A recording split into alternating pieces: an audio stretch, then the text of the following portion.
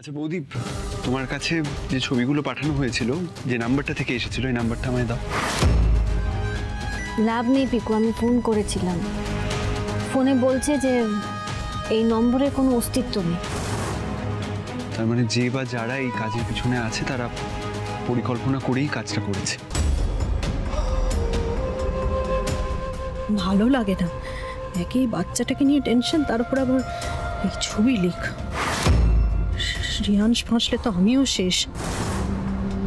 কান টানলে মাথা আসে, হদিশ ঠিক পেয়েই যাবে পুলিশ।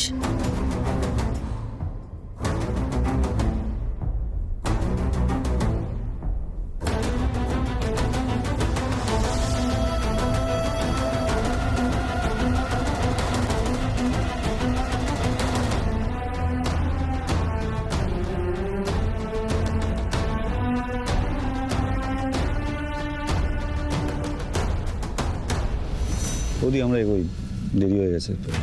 ঠিক নেউলি চলো।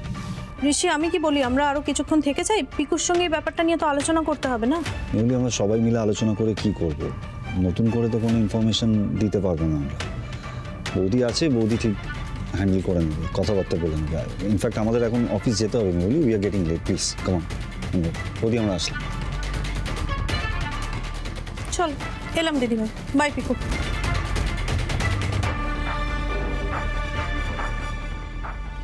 পিকু, তুমি কি রশনির সাথে কথা বলতে চাও? আমি বুঝতে পারছি তোমার পরিস্থিতিটা, একটাই কথা বলবো, তোমার আর রশনির মাঝে না তৃতীয় ব্যক্তিকে আসতে দিও না। কারণ এই তৃতীয় ব্যক্তির নাম রিয়াংশ, যে প্রথম থেকেই চাইছে তোমাদের মধ্যে ভুল বোঝাবুঝি হোক, দূরত্ব বেড়ে যাক, তোমরা আলাদা হয়ে যাও। দেখো পিকু, রিয়াংশ এমন একজন মানুষ যে পৃথিবীতে কাউকে ভালোবাসতে পারে না, নিজের সন্তানকেও না। রিয়াংশ যেটা করছে, যে নাটকটা করছে, শুধুমাত্র নিজের স্বার্থের জন্য, ভালোবেসে নয়। ও যদি রশনিকে সত্যি ভালোবাসতো তাহলে এত কাণ্ডই করতো না, এত নাটক করতো না। আর যদি রশনির কথাই বলি, তাহলে ও তো মা হতে চলেছে। একজন মা কখনোই চাইবে না তার তার সন্তানের কোনো ক্ষতি হোক, তার চোখের সামনে তার সন্তান এইভাবে। পিকু, নিজেকে একবার রশনির জায়গায় রাখো, বোঝার চেষ্টা করো। তুমি যাও রশনির কাছে, আমি চা নিয়ে যাব। হ্যাঁ বৌদি, আমি একবার রশনির সাথে কথা বলতে চাই, কথা বলে আসছি।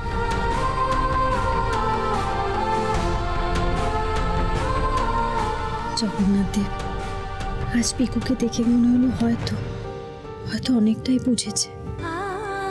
বাকি যেটুকু মান অভিমান আছে দুজনের মধ্যে, সেটুকু তুমি দূর করে দাও ঠাকুর। ওদের মধ্যে যে দেওয়াল উঠেছে, সেই দেওয়ালটা যেন ভেঙে যায়।